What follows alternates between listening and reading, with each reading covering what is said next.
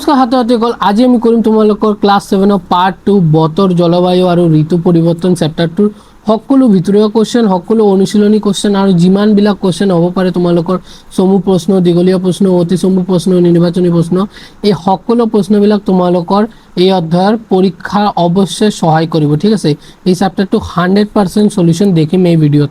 তো আহা ভিডিঅ'টো ষ্টাৰ্ট কৰোঁ। সৰ্বপ্ৰথম মই অনুশীলনী প্ৰশ্নকেইটা মই সমাধান কৰিম। তো এইটো তোমালোকে বুকখন পাতি ল'লে তোমালোকৰ বহুত সুবিধা হ'ব। তো অনুশীলনী 1ৰ প্ৰশ্ন উত্তৰ মই কৰিম। প্ৰথম প্ৰশ্নটো আছে যে তলৰ প্ৰশ্নবোৰৰ উত্তৰ দিয়া।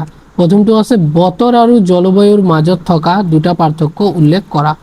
তো বতৰ আৰু জলবায়ুৰ মাজত দুটা পাৰ্থক্য হ'ল যে বতৰ কোনো নিৰ্দিষ্ট স্থানত কোনো এক বিশেষ সময়ৰ বায়ুমণ্ডলৰ অৱস্থা। ঠিক আছে, বতৰ কি? বতৰ হ'ল কোনো নিৰ্দিষ্ট স্থানত কোনো এক বিশেষ সময়ৰ বায়ুমণ্ডল অৱস্থা, কিন্তু আনহাতে জলবায়ু হ'ল কোনো অঞ্চলৰ দীৰ্ঘদিনীয়া বতৰ গড় অৱস্থা। ঠিক আছে, আৰু এটা হৈছে পাৰ্থক্য হৈছে যে বতৰ প্ৰায় সলনি হৈ থাকে।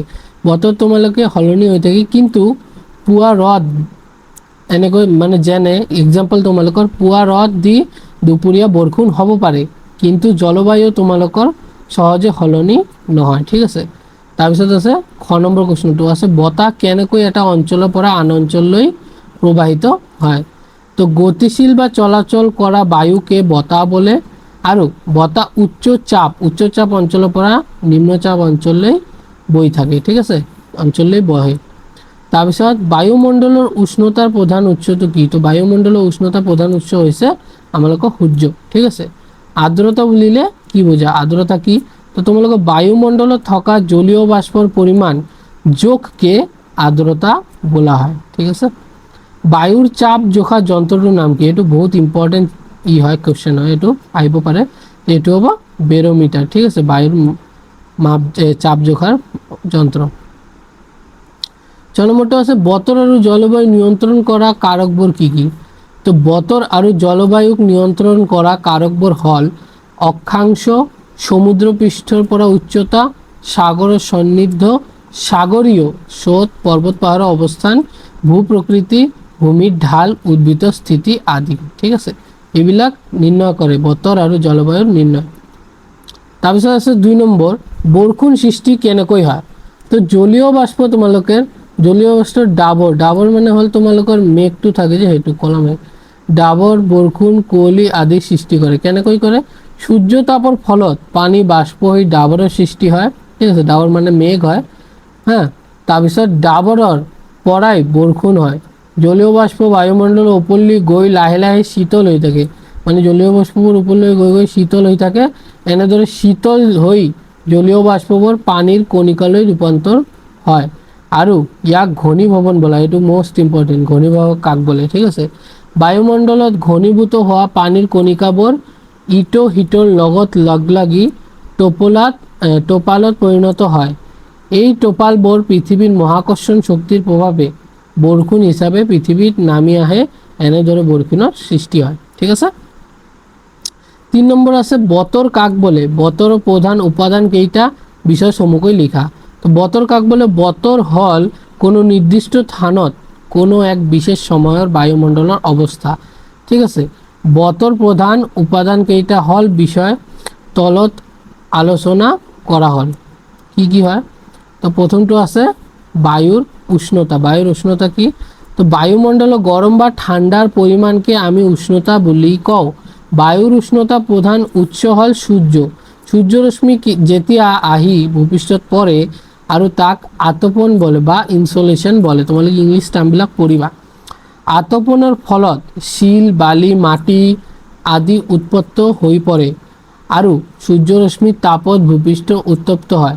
ভূপৃষ্ঠ উত্তাপ বঢ়াৰ লগে লগে বায়ুৰ উষ্ণতাও বাঢ়ি যায়, আৰু পৃথিৱী পৃষ্ঠত গাতে লাগি থকা বায়ুমণ্ডল স্তৰটো ধূলিকণা, জলীয় বাষ্প আদি বেছি পৰিমাণে থাকে।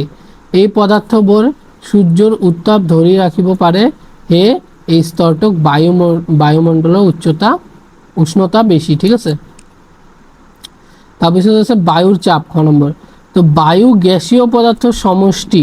বায়ুৰ আকাৰ নাথাকে যদিও ওজন আৰু আয়তন থাকে। ঠিক আছে, বায়ুৰ বিভিন্ন, এইটো তোমালোকৰ আহিব পাৰে খালী ঠাই বায়ুৰ আকাৰ নাথাকে যদিও এইটো খালী ঠাই হ'ব পাৰে ইম্পৰ্টেণ্ট হয় তোমালোকৰ ঠিক আছে। তাৰপিছত বায়ুৰ বিভিন্ন প্ৰকাৰৰ গেছৰ লগতে জলীয় বাষ্প ধূলিকণা আদিও থাকে। তোমালোকে জানা যে মহাকৰ্ষণ শক্তিৰ ফলত পৃথিৱীয়ে ভূপৃষ্ঠ আৰু ইয়াৰ ওপৰত থকা যিকোনো বস্তুকে নিজৰ ফালে আকৰ্ষণ কৰে। মহাকৰ্ষণ শক্তিৰ ফলত বায়ুমণ্ডলৰ এক ভূপৃষ্ঠমুখী চাপ প্ৰেছাৰৰ সৃষ্টি হয় ঠিক আছে। এই চাপকে বায়ুৰ চাপ বুলি কোৱা হয় আৰু বায়ুৰ চাপ জুখিবলৈ বেৰিমিটাৰ নামৰ যন্ত্ৰ ব্যৱহাৰ কৰা হয়। বায়ুৰ ঘনত্ব আৰু উষ্ণতাৰ ভিত্তিত ভূপৃষ্ঠ বায়ুৰ চাপৰ তাৰতম্য ঘটে ঠিক আছে। গ নম্বৰ কি আছে জলীয় বাষ্প। জলীয় বাষ্প বায়ুমণ্ডলে এক স্বাভাৱিক উপাদান ঠিক আছে। সূৰ্যৰ তাপৰ ফলত ভূপৃষ্ঠ জলাশয় আৰু মাটিত থকা পানী ভাৱ বাষ্পীভূত হৈ বায়ুৰ লগত মিলি যায় আৰু বায়ুমণ্ডলত থকা এনে জলীয় বাষ্প পৰিমাণক যোগকে আৰ্দ্ৰতা বা হিউমিডিটি বোলা হয় ঠিক আছে। এইটো ইম্পৰ্টেণ্ট। আৰ্দ্ৰতা বেছি থাকিলে বতৰ সেমেকা হয় আৰু জলীয় বাষ্পই ডাবৰ বৰষুণ কুঁৱলী আদিৰ সৃষ্টি কৰে। সূৰ্যৰ তাপৰ ফলত পানী বাষ্প হৈ ডাবৰৰ সৃষ্টি হয়, ডাবৰ পৰাই বৰষুণ হয়।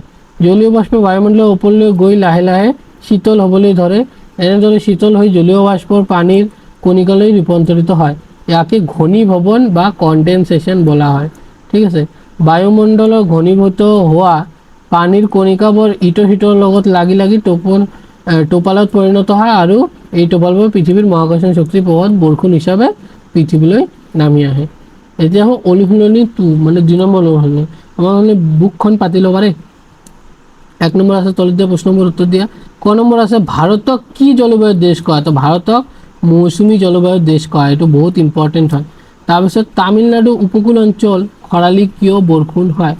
তো তামিলনাডু উপকূলীয় অঞ্চল খৰালি বৰষুণ হয় কিয়নো সেই অঞ্চলটো গড়ে 50ৰ পৰা 100 সেন্টিমিটাৰ বৰষুণ হয়। সেই ইয়াক জলবায়ু শুকান ঠিক আছে। কোনটো ঋতুত গছৰ পাত সৰিবলৈ আৰম্ভ হয়? তো ফাগুন ঋতুত গছৰ পাত সৰিবলৈ আৰম্ভ হয়। দক্ষিণ পশ্চিম মৌচুমী বতাহ ভাৰতলৈ কোন দুখন সাগৰৰ ওপৰে আহে? দক্ষিণ পশ্চিম মৌচুমী বতাহ ভাৰতলৈ আৰব সাগৰ আৰু বংগোপসাগৰৰ ওপৰেৰে আহে। 2 নম্বৰ আছে ভাৰতৰ বিৰাজ কৰা জলবায়ু বিষয়ে এটা টোকা প্ৰস্তুত কৰা। তো ভারতের বিরাজ করা জলবায়ু বিষয়ে তলত আলোচনা করা হয়। তো ভারত এখন বিশাল দেশ ঠিক আছে। ভারত এখন বিশাল দেশ, সেই ইয়াত বিভিন্ন ধরনের জলবায়ু দেখা যায়। সাধারণত ভারত জলবায়ু উষ্ণ মৌসুমী জলবায়ু বুলি কোৱা হয়। এই জলবায়ুৰ মূল বৈশিষ্ট্য হৈছে ঋতু অনুসৰি বতাহৰ দিশ সলনি হোৱা, মানে ঋতু চেঞ্জ হৈ থাকে আৰু মৌচুমত চেঞ্জ হৈ থাকে, বতাহ চেঞ্জ হৈ থাকে। ভাৰতৰ মূল 4টা ঋতু আছে। শীতকাল ডিচেম্বৰ টু ফেব্ৰুৱাৰী, গ্ৰীষ্মকাল মাৰ্চৰ পৰা মে', বৰষুণকাল জুনৰ পৰা ছেপ্টেম্বৰ আৰু শৰৎকাল অক্টোবৰৰ পৰা নৱেম্বৰ ঠিক আছে। তাৰপিছত আছে মৌচুমী বতাহৰ প্ৰভাৱৰ ভাৰতত জলবায়ু আটাইতকৈ গুৰুত্বপূৰ্ণ। গ্ৰীষ্মকালত দক্ষিণ পশ্চিম মৌচুমী বতাহে সমুদ্ৰৰ পৰা আৰ্দ্ৰতা কঢ়িয়াই আনি বৰষুণ দিয়ে। আনহাতে শীতকালত উত্তৰ পূৰ্ব মৌচুমী বতাহ বয় যিয়ে ঠাণ্ডা আৰু শুকান বতাহ আনে। তাৰপিছত 3 নম্বৰ আছে ভাৰতৰ পৰিপ্ৰেক্ষিত বলা মৌচুমী বতাহৰ এটি আভাস দিয়া। তো ভাৰতৰ মৌচুমী জলবায়ু বিৰাজ কৰে, সেয়ে ভাৰতক মৌচুমী জলবায়ুৰ দেশ বুলি কোৱা হয়। মৌচুমী বতাহক প্ৰধানকৈ 2টা ভাগে ভাগ কৰা হৈছে, দক্ষিণ পশ্চিম মৌচুমী আৰু উত্তৰ পূৰ্ব মৌচুমী। দক্ষিণ পশ্চিম মৌচুমী কি? তো ভাৰতৰ মহাসাগৰৰ সৃষ্টি হোৱা দক্ষিণ পশ্চিম দিশৰ পৰা গ্ৰীষ্মকালত অহা জলীয় বাষ্পবাহী বতাহকে দক্ষিণ পশ্চিম জলবায়ু বা মৌচুমী বতাহ কোৱা হয়। এই মৌচুমী বতাহে সচৰাচৰ জুনৰ প্ৰথম সপ্তাহত কেৰালা উপকূলৰে ভাৰতত প্ৰৱেশ কৰে আৰু জুলাই মাহৰ মাজভাগৰ ভিতৰত সমগ্ৰ ভাৰতে বিয়পি পায়, মানে এই টাইমতে। উত্তৰ পূৰ্ব মৌচুমী বতাহ কি? তো ছেপ্টেম্বৰ মাহৰ শেষৰ পৰা উত্তৰ ভাৰতৰ গ্ৰীষ্মকালৰ অন্ত পৰে আৰু ফলত এই অঞ্চলত গ্ৰীষ্মকালত উদ্ভৱ হোৱা নিম্নচাপ বলয়টো ক্ৰমে উচ্চচাপ বলয়লৈ পৰিৱৰ্তিত হয়। ইয়াৰ ফলস্বৰূপে সেই সময়ত বংগোপসাগৰৰ পানীভাগ আপেক্ষিকভাৱে উত্তপ্ত হৈ থকাৰ ফলত তাতে নিম্নচাপৰ সৃষ্টি হয়। বতাহ বংগোপসাগৰৰ ফালে বহিবলৈ আৰম্ভ কৰে। দক্ষিণ পশ্চিম মৌচুমী বতাহৰ বিপৰীত দিশে বতাহ প্ৰবাহিত হয়।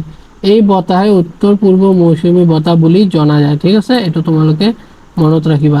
তাৰপিছত কাষৰ চিত্ৰখনলৈ চাই ভালদৰে বুজি পাবা যে এই বতাহত জলীয় বাষ্প কম পৰিমাণে থাকে, কিন্তু বংগোপসাগৰৰ উপদেশী আহত এই কিছুমান পৰিমাণে জলীয় বাষ্প শোষণ কৰে আৰু তাৰ ফলত বিশেষকৈ তামিলনাডু উপকূলীয় অঞ্চল অপল বৰষুণ হয়। ঠিক আছে, অলপ বৰষুণ হয়, অলপ। ভাৰতৰ বিভিন্ন অঞ্চলত বৰষুণৰ বিতৰণ বিষয় বৰ্ণনা কৰা। তো ভাৰতৰ দৰে বিশাল দেশ এখন বৃষ্টিপাতৰ তাৰতম্য থকাটো স্বাভাৱিক। ভাৰতৰ বাৰ্ষিক গড়ে বৃষ্টিপাত 118 সেন্টিমিটাৰ, চিত্ৰ তোমালোকে 2.12 দেখিবা। ভাৰতৰ বাৰ্ষিক গড় বৰষুণৰ মানচিত্ৰ দেখুওৱা হৈছে। বছৰটোৰ ভিতৰত ঋতু আৰু অঞ্চল অনুসৰি বৃষ্টিপাতৰ পাৰ্থক্য ঘটে। এই পাৰ্থক্য ভিত্তি কৰি দেশখন 5টা অঞ্চল চিনাক্ত কৰি পাৰি। ঠিক আছে, সেই বিষয়টো তলত আলোচনা কৰা হ'ল। একমাত্ৰ হৈছে অতিমাত্ৰা বৰষুণ হোৱা অঞ্চল। অতিমাত্ৰা বৰষুণ হোৱা অঞ্চল মানে বেছি বৰষুণ হোৱা অঞ্চল। ঠিক আছে, তো ভাৰতৰ উত্তৰ পূৰ্বাঞ্চল বা পশ্চিম ঘাটৰ উপকূল অংশ বাৰ্ষিক গড়ে 400 পৰা সেন্টিমিটাৰ বৰষুণ হয়। দক্ষিণ পশ্চিম মৌসুমী এই অতিমাত্ৰা বৃষ্টিপাতৰ মূল কাৰণ। অতিমাত্ৰা বৃষ্টিপাতৰ কাৰণে অৰুণাচল প্ৰদেশ আৰু পশ্চিম ঘাটৰ পাহাৰীয়া অঞ্চল ঠায়ে ঠায়ে বৰ্ষাৰণ্য ৰেইন ফৰেষ্ট দেখা যায়। বিশ্বৰ ভাৰততে সৰ্বাধিক বৰষুণ হোৱা ঠাই হৈছে মেঘালয়ৰ মৌচিনৰাম। ঠিক আছে, মৌচিনৰাম, তোমালোকে চেৰাপুঞ্জী নিলিখিবা, মৌচিনৰাম। ঠিক আছে, মেঘালয়ৰ অঞ্চলৰে ভিতৰুৱা। তাৰপিছত খ নম্বৰ হৈছে বেছি বৰষুণ হোৱা অঞ্চল। তো বাৰ্ষিক গড়ে 200 পৰা 300 সেন্টিমিটাৰ বৰষুণ হোৱা ঠাইক এই অঞ্চলটোৰ অন্তৰ্গত। বিহাৰ, উৰিষ্যা, মণিপুৰ, ত্ৰিপুৰা, পশ্চিমবংগ, নাগালেণ্ডৰ কিছু অংশ এই অঞ্চলৰ ভিতৰত পৰে। মধ্যমায়ী বৰষুণ হোৱা অঞ্চল গড়ে 100 পৰা 200 সেন্টিমিটাৰলৈ বাৰ্ষিক বৃষ্টিপাত হোৱা অঞ্চলক ইয়াৰ ভাৰতৰ এই ভিতৰত পৰে। পশ্চিমবংগ, বিহাৰ, উৰিষ্যা, কিছু অংশ মধ্যপ্ৰদেশ, অন্ধ্ৰপ্ৰদেশ, পশ্চিম ঘাটৰ অনুবাদ অংশ এই অঞ্চলক অন্তৰ্গত। বৰষুণ আৰম্ভ হোৱাৰ লগে লগে আকৌ গছবোৰ নতুন পাত আহে। ভাৰতৰ বেছিভাগ ঠাইতে এনে গছ দেখা যায়। ঠিক আছে, ঘ নম্বৰ হৈছে পাতলীয়া বৰষুণ, মানে কম বৰষুণ হোৱা অঞ্চল। মহাৰাষ্ট্ৰ, গুজৰাট, কৰ্ণাটক, তামিলনাডু, অন্ধ্ৰপ্ৰদেশ, মধ্যপ্ৰদেশ, পাঞ্জাৱ, হাৰিয়ানা আৰু উত্তৰ প্ৰদেশৰ পশ্চিম অংশ এই অঞ্চলৰ অন্তৰ্গত। ইয়াত গড়ে 50 পৰা 100 সেন্টিমিটাৰলৈ বৰষুণ হয় আৰু এই অঞ্চলক ডাঠ অৰণ্য পৰিৱৰ্তে ঘাঁহজাতীয় উদ্ভিদৰ প্ৰাধান্য দেখা যায়। ইয়াৰ জলবায়ু শুকান। তাৰপিছত 5 নম্বৰ আছে মৰুভূমি আৰু অৰ্ধ মৰুভূমি অঞ্চল, মানে ৰেগিস্তান। এইবোৰ অঞ্চলত বছৰি 50 সেন্টিমিটাৰতকৈ তলত বৰষুণ হয়। ৰাজস্থান, গুজৰাট আৰু ইয়াৰ কাষৰীয়া অঞ্চলবোৰক মৰুভূমি আৰু অৰ্ধ মৰুভূমি অঞ্চল হিসেবে গণ্য কৰা হয়। জম্মু কাশ্মীৰৰ কিছু অংশ যেনে লাডাখ মালভূমিকো কম বৃষ্টিপাতৰ কাৰণে শীতল আৰু মৰুভূমি বুলি চিনাক্ত কৰা হৈছে। তাৰপিছত 4 নম্বৰটো আছে যে ভাৰতৰ বিভিন্ন অঞ্চলত বৰষুণৰ বিতৰণ বিষয়ে লিখা। তো ভাৰতৰ বাৰ্ষিক গড় বৃষ্টিপাত 118 সেন্টিমিটাৰ। অঞ্চল আৰু ঋতু অনুসৰি হোৱা বৃষ্টিপাতৰ পাৰ্থক্যত ভিত্তি কৰি ভাৰতক ঘাইলে 5টা অঞ্চলত ভাগ কৰা হৈছে। অতিমাত্ৰা বৰষুণ, বেছি বৰষুণ, মধ্যমীয়া বৰষুণ, পাতলীয়া বৰষুণ আৰু মৰুভূমি আৰু অৰ্ধ মৰুভূমি অঞ্চল। এইবিলাক আমি পঢ়িলাম যে ভাৰতৰ উত্তৰ পূৰ্বাঞ্চল আৰু পশ্চিম পূৰ্ব উপকূলীয় অংশ বাৰ্ষিক 400 সেন্টিমিটাৰ বৰষুণ হয় আৰু বেছি হলো বাৰ্ষিক গড়ে 200 পৰা 300 সেন্টিমিটাৰ বৰষুণ হোৱা ঠাইবোৰক অঞ্চলক অন্তৰ্গত বিহাৰ, উৰিষ্যা, মণিপুৰ, ত্ৰিপুৰা, পশ্চিমবংগ, নাগালেণ্ড। তাৰপিছত মধ্যমীয়া হৈছে যে গড়ে 100 পৰা 200 সেন্টিমিটাৰ বাৰ্ষিক বৃষ্টিপাত অঞ্চলবোৰক ইয়াৰ বিভক্ত পশ্চিমবংগ, বিহাৰ, উৰিষ্যা, মধ্যপ্ৰদেশ, অন্ধ্ৰপ্ৰদেশ আদি কিছু অংশ তোমালোকে দেখিবলৈ পাবা ইয়াত। ঠিক আছে, পাতলীয়া বৰষুণ কোৱা হয় যে 50 পৰা 100 সেন্টিমিটাৰলৈ যেতিয়া বৰষুণ হয়। এক্সাম্পল হ'ব তোমালোকৰ মহাৰাষ্ট্ৰ, গুজৰাট, কৰ্ণাটক, তামিলনাডু, অন্ধ্ৰপ্ৰদেশ। তাৰপিছত আছে মৰুভূমি আৰু অৰ্ধ মৰুভূমি। তোমালোকে ক'লো 50 সেন্টিমিটাৰকৈ কম বৰষুণ হয় আৰু ৰাজস্থান, গুজৰাট, লাডাখ, তাৰপিছত কাষৰীয়া অঞ্চল জম্মু কাশ্মীৰ, লাডাখ। ঠিক আছে, এইবিলাক। তাৰপিছত এতিয়া আমি আহিম যে ভিতৰুৱা প্ৰশ্নবিলাক। সকলোবিলাক প্ৰশ্ন তোমালোকে ভিতৰুৱা এতিয়া কৰাম। পাঠক বতৰ, জলবায়ু, ঋতু পৰিৱৰ্তন। ঠিক আছে, ভিতৰুৱা প্ৰশ্নবিলাক পৃষ্ঠা 1 পৰা 2 লৈ যিমান ভিতৰীয়া প্ৰশ্ন আছে ইয়াত ইনক্লুড কৰিছোঁ মই। বতৰ, ৱেডাৰ বুলিলে তোমালোকে কি বুজা? বতৰ পঢ়ি আছে, বতৰ মানে কি? কিনো নহয়। ঠিক আছে, তো কোনো এখন ঠাইৰ কোনো নিৰ্দিষ্ট সময়ত বায়ুমণ্ডলীয় অৱস্থাক বতৰ বোলা হয়। জলবায়ু, ক্লাইমেট বুলিলে কি বুজায়? তো জলবায়ু মানে হৈছে কোনো এখন ঠাইৰ দীৰ্ঘদিনীয়া গড় বতৰীয়া অৱস্থাক জলবায়ু বুলি কোৱা হয়। তাৰপিছত আছে বতৰ আৰু জলবায়ুৰ মাজত পাৰ্থক্য।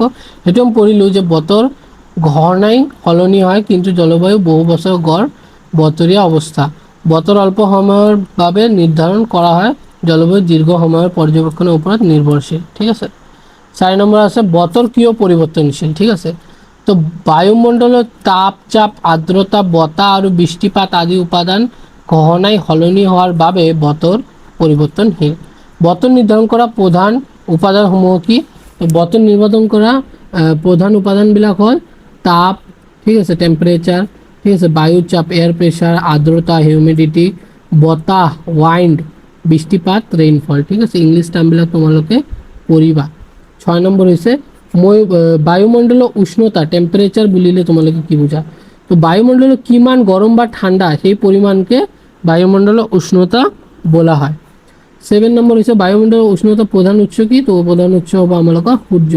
ঠিক আছে। তাৰপিছত 8 নম্বৰ চোৱা যে আতপন কি? আতপন সূৰ্যৰ পৰা পৃথিৱীত অহা সৌৰৰশ্মি বা সৌৰ বিকিৰণক আতপন ইনচুলেশ্যন বোলা হয়। ঠিক আছে। পৃথিৱী পৃষ্ঠ কেনেকৈ উত্তপ্ত হৈ পৰে? গৰম হৈ পৰে। তো সূৰ্যৰশ্মি পৃথিৱী পৃষ্ঠত পৰি মাটি, শিল আদি উত্তপ্ত কৰে আৰু পিছত সেই উত্তাপ বায়ুলৈ সঞ্চাৰিত হয়। ঠিক আছে। 10 নম্বৰ আছে বিষুৱ অঞ্চলৰ উষ্ণতা অধিক কিয়? এইটো বহুত ইম্পৰ্টেণ্ট কুৱেশ্যন হয়। তো বিষুৱ অঞ্চলত সূৰ্যৰশ্মি প্ৰায় লম্বভাৱে পৰে, বেছিভাগ পৰে লম্বাভাৱে। ঠিক আছে। ফলত অধিক তাপ লাভ কৰে আৰু উষ্ণতা বেছি হৈ পৰে। তাৰপিছত আছে যে মেৰু অঞ্চলত উষ্ণতা কম কিয়? তো মেৰু অঞ্চলত সূৰ্যৰশ্মি তিৰ্যকভাৱে পৰে, ফলত তাপ কম আৰু প্ৰায় উষ্ণতা কম। ঠিক আছে। এতিয়া আহিম মই 3 পৰা 5 পেজ লৈ যে এইটোৰ ভিতৰত কি কি প্ৰশ্ন আহিব পাৰে। ঠিক আছে। ভিতৰৰ প্ৰশ্ন পৃথিৱীক তাপমণ্ডল কেইটা ভাগত বিভক্ত কৰা হৈছে? পৃথিৱীক তাপমণ্ডল 3টা ভাগত বিভক্ত কৰা হৈছে। তাৰপিছত সেই 3টা কি কি? তো সেই 3টা হৈছে গ্ৰীষ্মকাল, নাতিশীতোষ্ণ মণ্ডল আৰু শীতমণ্ডল। ভেৰি ইম্পৰ্টেণ্ট কুৱেশ্যন হয়, তোমালোকে এইটো পঢ়িবা। আৰু গ্ৰীষ্মমণ্ডল কিয় বোলা হয়?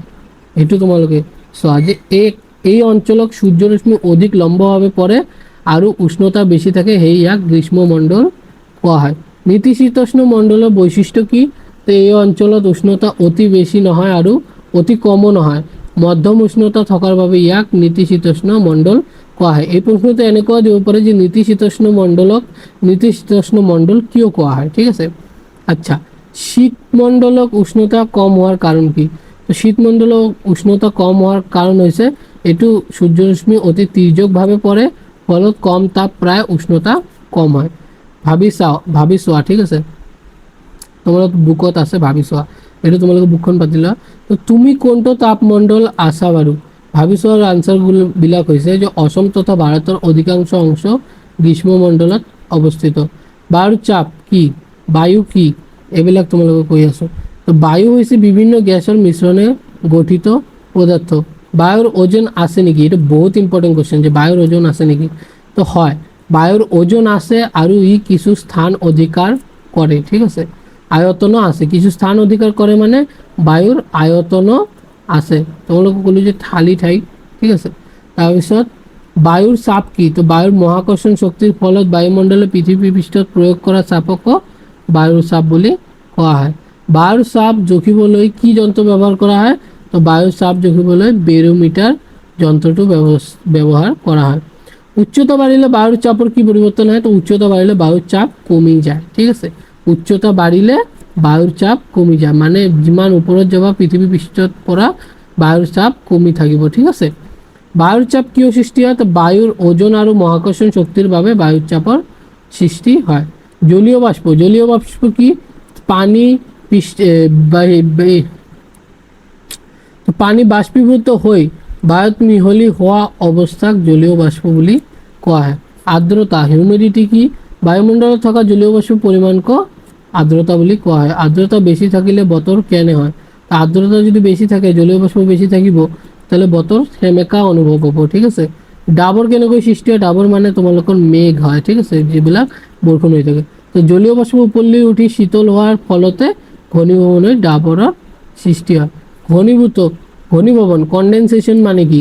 জলীয় বাষ্প শীতল হৈ পুনৰ পানীৰ কণিকালৈ পৰিণত হয়, হোৱাকে ঘনীভৱন কৰে। এইটো যদি এক্সাম্পল তোমালোকৰ সোধে তেনেহ'লে ক'বা তোমালোকে যে ঠাণ্ডা পানী ঢালি থকা গিলাচত ঢালিলে তোমালোকে দেখিবা যে ইয়াত ৱাটাৰৰ ড্ৰপ জমি যায়, তো এইটো হ'ল কনডেনচেশ্যন বা ঘনীভৱনৰ এটা এক্সাম্পল।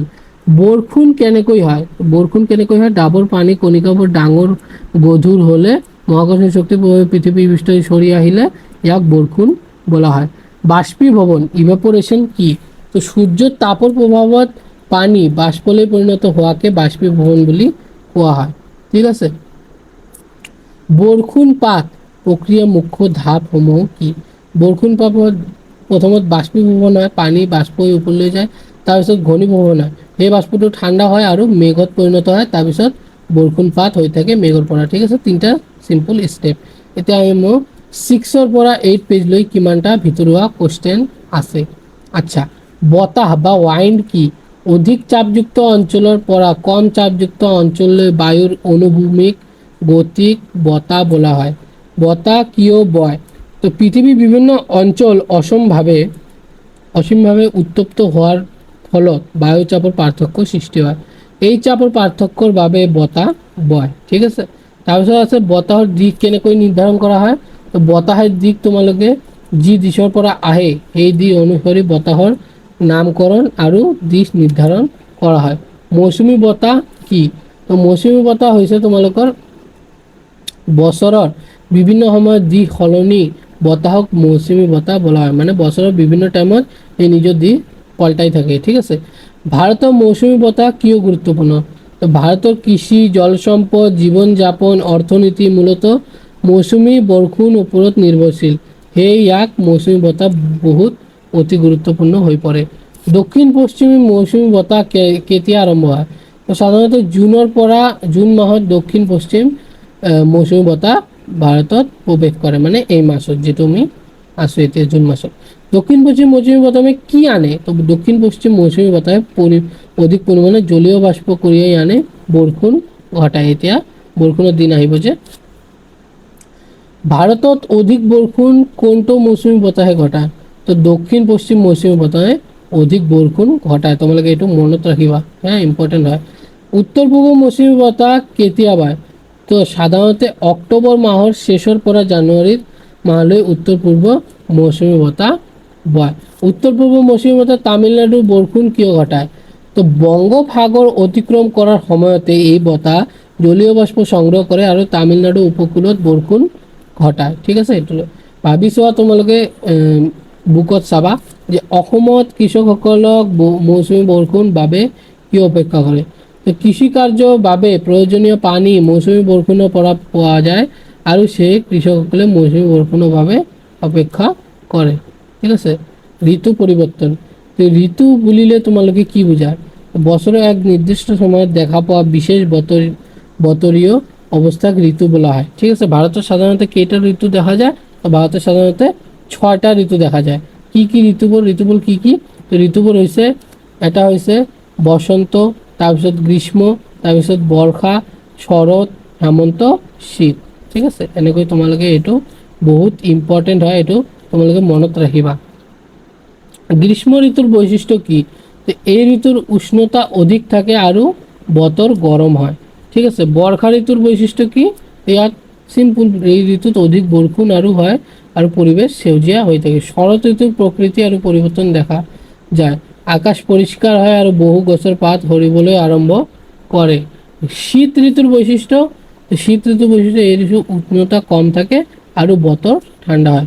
ঋতু পৰিৱৰ্তনৰ মূল কাৰণ কি? তো ঋতু পৃথিৱীৰ সূৰ্যক কেন্দ্ৰ কৰি ভ্ৰমণ কৰি পৃথিৱীৰ অক্ষৰ হেলনীয়া অৱস্থাক ঋতু পৰিৱৰ্তন মূল কাৰণ বুলি কোৱা হৈছে। তাৰপিছত ঋতু পৰিৱৰ্তনে মানুহক জীৱনত কোন প্ৰভাৱ ঘটায়?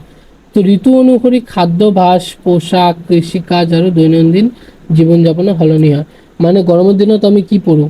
হাফ গেঞ্জি পঢ়োঁ, কিন্তু ঠাণ্ডাৰ দিনত জেকেট পঢ়োঁ। এইটোও কৈছে যে পোশাকৰ সলনি হয়।